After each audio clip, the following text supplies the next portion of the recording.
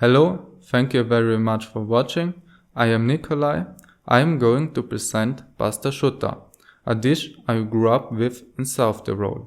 For those of you who don't know, South-Tyrol is a small region in Italy, in the middle of the Alps, on the border to Switzerland and Austria.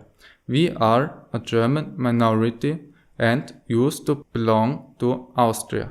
I chose to make the video about Pasta-schutta because I think it's a great example for the development of South Tyrolean culture.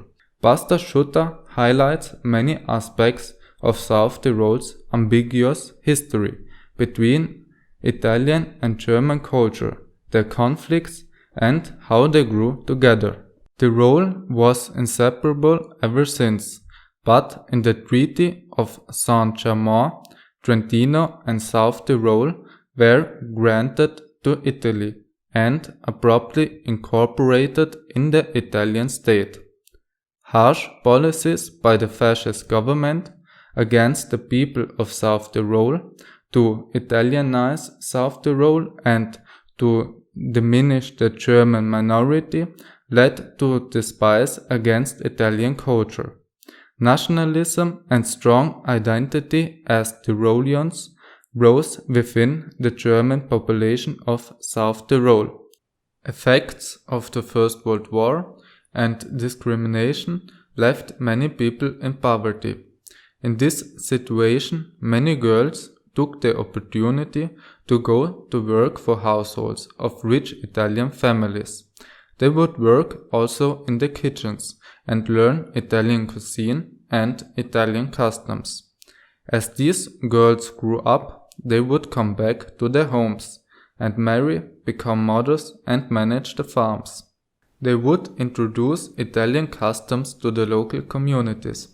Despite that the sentiments against Italian culture persisted, certain customs, practices and of course dishes, among them Pasta-schutta, were co-opted by the South Tyrolean people. They adjusted these elements to their own ways and likings and to the circumstances of the time. This process happened in many domains and defined today's culture to a big part. Pasta-schutta were among the dishes that was prepared with the first durum wheat products, imported by Italy. Durum wheat became quickly popular in South Tyrol because it was cheap, easy to make and accessible everywhere. Pasta-schutta became especially popular because the ingredients were simple and known, and it provided a good variation in the everyday cuisine. The name Pasta-schutta was pronounced by the South Tyrolean tongue as Pasta-schutta and is as that an everyday expression among other Germanized Italian words.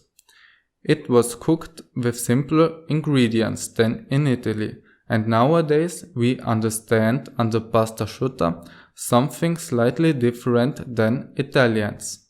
For me, Pasta-schutta is part of South Tyrolean culture and part of the feeling I call home.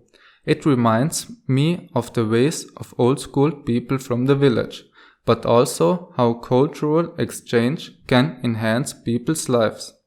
Thank you very much. I hope you enjoyed the video. I am excited to learn about your heritage.